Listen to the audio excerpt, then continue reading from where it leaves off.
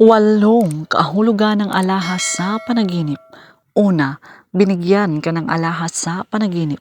Ito ay nangangahulugan na sa susunod na mga araw, bibilangin mo ang mga biyayang sunod-sunod na darating na hindi mo inaasahan.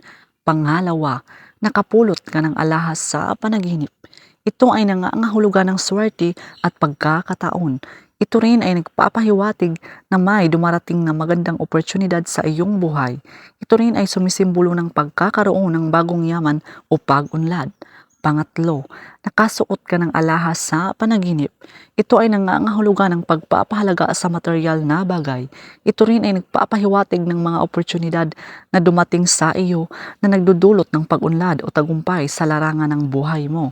Ito rin ay sumisimbolo ng iyong kakayahan na makita at ma-appreciate ang mga magandang bagay sa buhay o ang mga mabubuting pagkakataon na dumating sa iyo.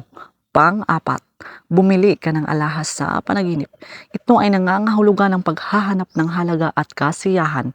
Ito rin ay nagpapahiwatig na ikaw ay naghahanap ng mga bagay na magbibigay ng kaligayahan at kasiyahan sa buhay. Ito rin ay sumisimbolo ng pagkakaroon ng kontrol at kapangyarihan sa sariling buhay. Panglima, niregaluhan ka ng alahas sa panaginip.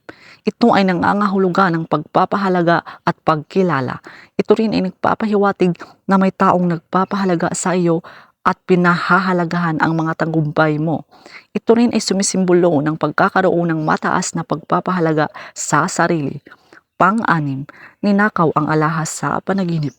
Ito ay nangangahulugan na dumaraan ka sa panahon ng pagdududa tungkol sa iyong saloobin o sa ibang tao. Ito rin ay nagpapahiwatig na may mga taong nais umagaw o manlamang sa iyo.